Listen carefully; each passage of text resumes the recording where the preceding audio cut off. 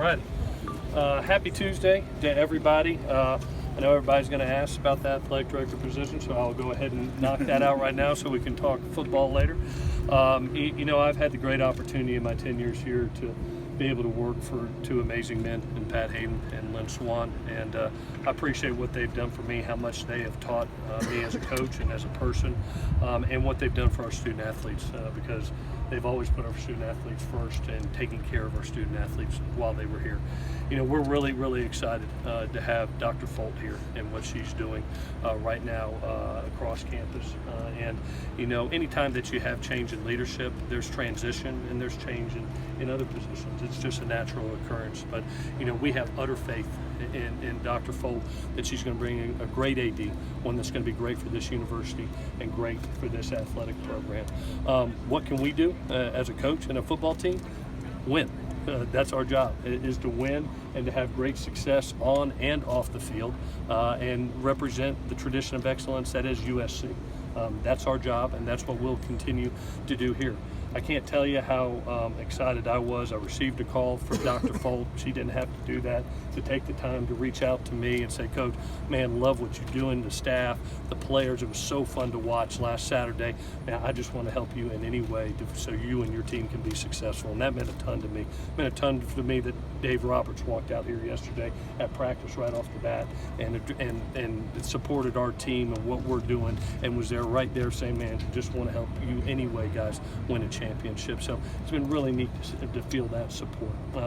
With that, I'll take any football questions that y'all like to have. I hope I've addressed everything you all need there, and I'd love to move on to BYU if you'll let me. Clay, just really quickly, when were you made aware of the decision on Lynn or on his resignation? Just a little bit before it hit. I had the honor of being able to talk to both Dr. Folt and to Lynn, and I'll leave both those conversations be personal, but I appreciated the respect of reaching out. So you noticed that it wasn't a distraction at all at practice? We have a job, and one of the things that you got to realize, this is USC. And this is the USC football team, and it is the greatest spectacle on earth. And it's going to, it is Los Angeles, which is the second largest media market in the world. Distractions and the lights always come, and it's our job to put it aside and be able to focus on the mission at hand.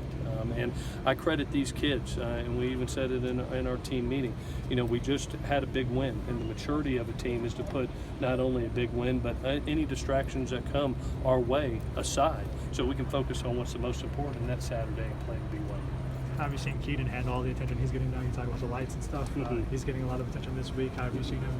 I think he's handled it great. I've watched him do 2 press conferences now, and he always talks about other folks. He talks about how well the offensive line did, how easy is it to make plays as quarterback when you got these wideouts around you.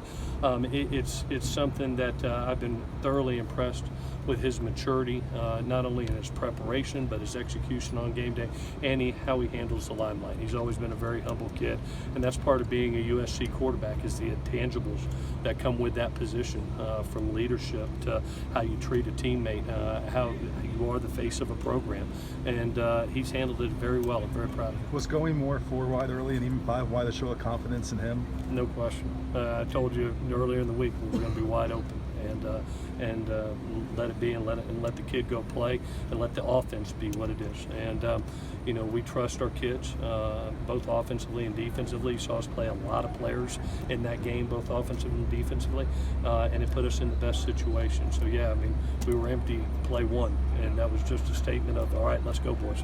Let's Coach, go after it. I'm sorry. What's the best thing you like about your team this year? You know what? We have this saying, so what, now what? And it goes that there's going to be times in your life, life ain't fair, and you're going to be down. Not everything's is rainbows and flower petals, and you've got to be able to deal with adversity and say, okay, now what? And sometimes you're going to be down 17-3, and I must have heard a dozen times kids say, man, so what now, coach? So what now? Let's go. And they did. They make a big stop after a turnover on a kickoff return, and then drive it 80 yards, and all of a sudden it's a 1-score game, and everybody says, all right, let's go. Now what? And they just keep on doing it. I love this team because they play for each other. They've really dealt with adversity great, and they've just got that chip on their shoulder that they are looking to do something big this year. Is that a different attitude than you saw from last year's team? Is there a different vibe? This team has been really special. We did a lot of stuff in the off season together, and put them in a lot of harsh situations. It was not an easy off season.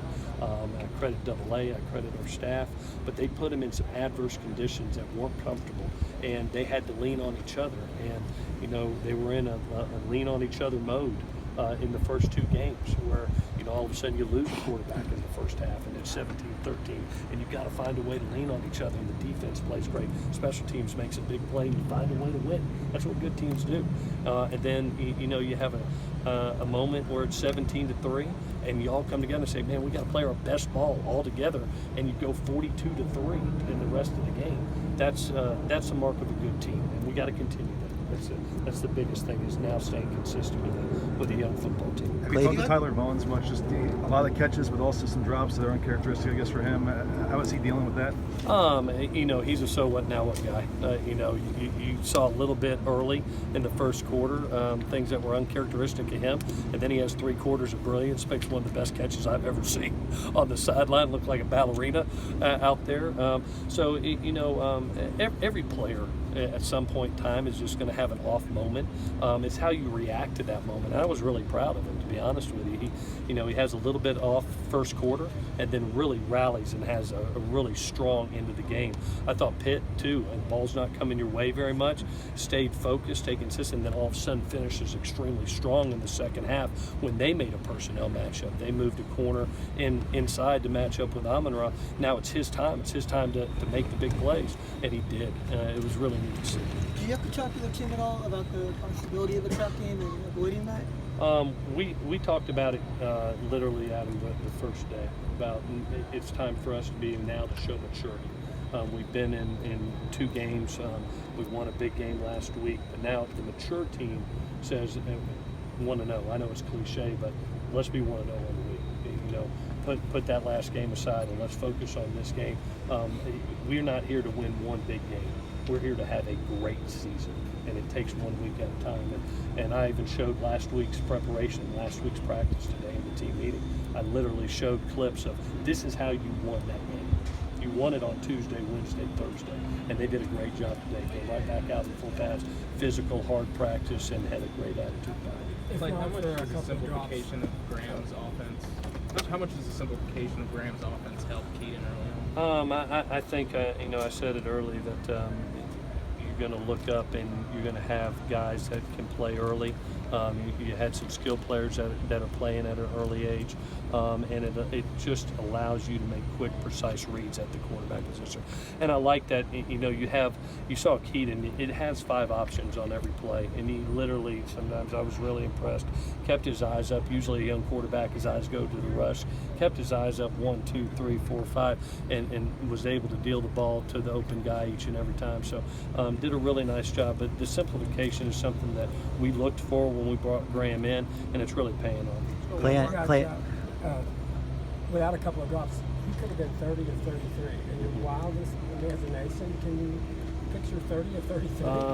I tell you, I was really proud of the kid and his execution. And he did what we asked him to do, is not force the ball and not overthrow the ball. Give your kids a chance to make plays. Just put it in the realm. And like I said after the game, he didn't have to be Superman. The skilled kids did. And our skilled kids, I thought, played really well for him. Our offensive line blocked extremely well for him. Just the entire team rallied around him. And now let's do it again. All right, guys. Thank you. Thanks, Coach.